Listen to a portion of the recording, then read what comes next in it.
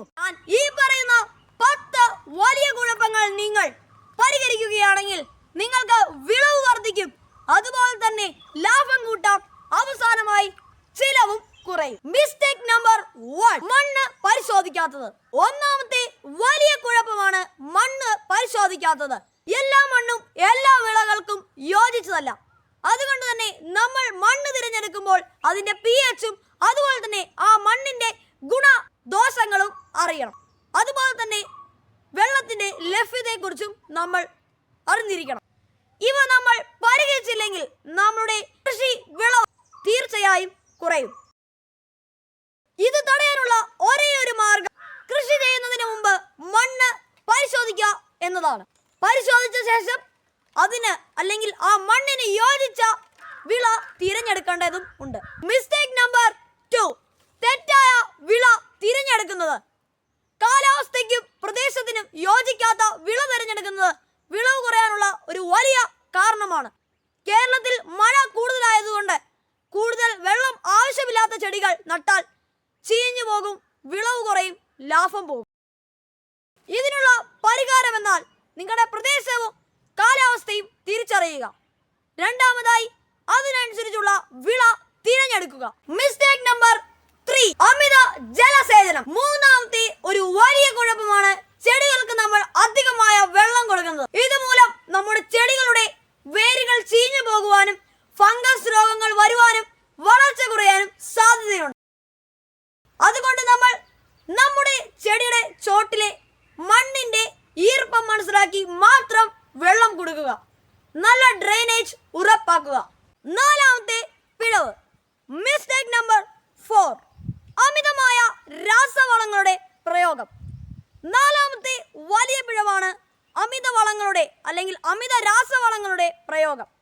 ഇത് നമ്മുടെ ചെടീനെ, അതിൻ്റെ മണ്ണിനെ, അതിൻ്റെ ഗുണമേന്മ നഷ്ടമാക്കും. ഈ വിള കഴിക്കുന്നവരുടെ ആരോഗ്യവും കുറയും. ഇത് പരിഹരിക്കാനായി നമ്മുടെ വീട്ടിൽ തന്നെയുള്ള കമ്പോസ്റ്റുകൾ നമുക്ക് ഉണ്ടാക്കാം.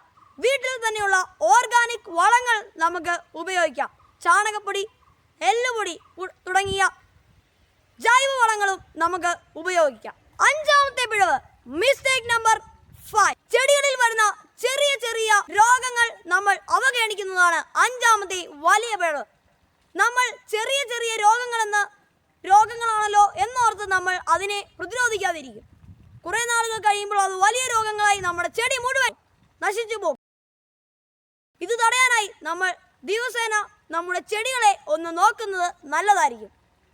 അതുപോലെ തന്നെ എന്ത് ചെറിയ പ്രശ്നമുണ്ടെങ്കിലും അത് പരിഹരിക്കാൻ നമ്മൾ അതിനു വേണ്ട ചികിത്സ ഉടൻ തന്നെ എടുക്കേണ്ടതുണ്ട്. മിസ്റ്റേക്ക് നമ്പർ 6, ചെടികൾ നടുമ്പോൾ ശരിയായ അകലം കൊടുക്കാത്തത്. നമ്മുടെ ആറാമത്തെ പിഴവാണ് ചെടികൾ നടുമ്പോൾ ആവശ്യത്തിനുള്ള സ്ഥലം നൽകാതെ അടുപ്പിച്ചടുപ്പിച്ച് ചെടികൾ നടുന്നത്. ഇതുമൂലം രോഗങ്ങൾ വളരെ പെട്ടെന്ന് എല്ലാ ചെടികളിലേക്കും വ്യാപിക്കാൻ കാരണമാകും. ഇത് തടയാനായി ഓരോ ചെടിക്കും ആവശ്യമായ സ്പേസിംഗ് നൽകുക എന്നതാണ്. മിസ്റ്റേക്ക് നമ്പർ 7, കരുത്തില്ലാത്ത അല്ലെങ്കിൽ ആരോഗ്യം കുറവുള്ള വിത്തുകൾ അല്ലെങ്കിൽ തൈകൾ തിരഞ്ഞെടുക്കുന്നത്. ഇത് കാരണം നമ്മുടെ വിളവ് 50% വരെ കുറയും. ഇതിനായി നമുക്ക് വിശ്വാസമുള്ള നഴ്സറികൾ തിരഞ്ഞെടുക്കുക. അതുപോലെ തന്നെ നമ്മുടെ ഫലങ്ങളിൽ ഏറ്റവും വലിയ ഫലങ്ങളിൽ നിന്ന് വിത്ത് എടുത്ത് നമുക്ക് തന്നെ തൈ ഉണ്ടാക്കി അത് നടുകയാണെങ്കിൽ അതും നല്ലൊരു രീതിയായിരിക്കും. മിസ്റ്റേക്ക് നമ്പർ 8, മൾച്ചിങ് ഇല്ലാത്തത്. എട്ടാമത്തെ ഒരു കുഴപ്പമാണ് നമ്മുടെ ചെടിക്ക് മൾച്ചിങ് നമ്മൾ നൽകാത്തത്. മൾച്ചിങ് എന്നാൽ നമ്മൾ ചെടി നട്ടതിന് ശേഷം അതിൻ്റെ ഉള്ളിൽ ഈർപ്പം പിടിച്ചു വെക്കാൻ അല്ലെങ്കിൽ കളകൾ വർദ്ധിക്കാതിരിക്കാൻ നമ്മൾ കരികിലയോ അങ്ങനെയുള്ള സാധനങ്ങൾ ഇതിന് ചോട്ടിൽ കൂട്ടുന്നതാണ് മൾച്ചിങ്. അപ്പോൾ ഇത് ഇട്ട് കിടക്കാത്തത് മൂലം നമ്മുടെ ചെടികളുടെ ചോട്ടിൽ കൂടുതൽ കളകൾ വളരുകയും നമ്മുടെ ചെടി നശിച്ചു പോകാനും സാധ്യതയാണ്. അതുകൊണ്ട് തന്നെ ചെടി നട്ട് കുറച്ചു ദിവസം കഴിയുമ്പോൾ തന്നെ നമ്മുടെ ചെടികളുടെ ചോട്ടിൽ കരികിലകൾ ഇടുവാൻ ശ്രദ്ധിക്കുക. മിസ്റ്റേക്ക് നമ്പർ 9, മാർക്കറ്റ് പഠനം ഇല്ലാത്തത്. ഒൻപതാമത്തെ ഒരു കൃഷി പിഴവാണ് മാർക്കറ്റ് പഠനം ഇല്ലാത്തത്. നമ്മൾ നടുന്ന വിളകൾ നമുക്ക് ഒത്തിരി ലഭിച്ചേക്കാം, പക്ഷെ അതിന്റെ വില കുറവാണെങ്കിൽ നമ്മുടെ ലാഭം മുഴുവൻ പോകും. ഇത് പരിഹരിക്കാനായി മാർക്കറ്റ് വിലകൾ പഠിക്കുക. മിസ്റ്റേക്ക് നമ്പർ 10, നമ്മുടെ അവസാനത്തതും 10ാമത്തതുമായ നമ്മുടെ അവസാനത്തെ പിഴവാണ് ക്ഷമ കൂട്ടായ്മ. നമ്മൾ ഏത് കൃഷി നടുകയാണെങ്കിലും അതിന് സഹനം വേണം, സ്ഥിരത വേണം. ഇത് രണ്ടുമില്ലെങ്കിൽ നമുക്ക് ഒരു വിള വിജയിപ്പിക്കുവാൻ സാധിക്കുകയില്ല. നമ്മളൊരു വിള നട്ടിട്ട് അതിനെ തിരിഞ്ഞു നോക്കിയില്ലെങ്കിൽ അത് അതിന്റെ പാട്ടിന് പോകും. എന്ന് പറഞ്ഞാൽ കളകൾ അതിനെ നശിപ്പിച്ചു കളയുകയോ അല്ലെങ്കിൽ കീടങ്ങൾ വന്ന് അതിനെ നശിപ്പിച്ചു കളയുകയോ ചെയ്യും.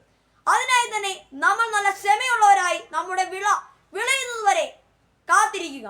അങ്ങനെ മച്ചാന്മാരെ, ഞാൻ ഇന്ന് ഈ പറഞ്ഞ 10 കുഴപ്പങ്ങൾ നിങ്ങൾ ശരിയാക്കുകയാണെങ്കിൽ നിങ്ങളുടെ വിളയും ഉറപ്പായും വിജയിക്കും എന്ന് പറഞ്ഞുകൊണ്ട് ഈ വീഡിയോ നടത്തുന്നു. എന്റെ ചാനൽ ഇഷ്ടപ്പെട്ടെങ്കിൽ ലൈക്ക് ചെയ്യുക, ഷെയർ ചെയ്യുക, മറക്കാതെ സബ്സ്ക്രൈബും ചെയ്യുക. അതുപോലെ തന്നെ നിങ്ങളുടെ സംശയങ്ങൾ കമന്റായും അറിയിക്കുക.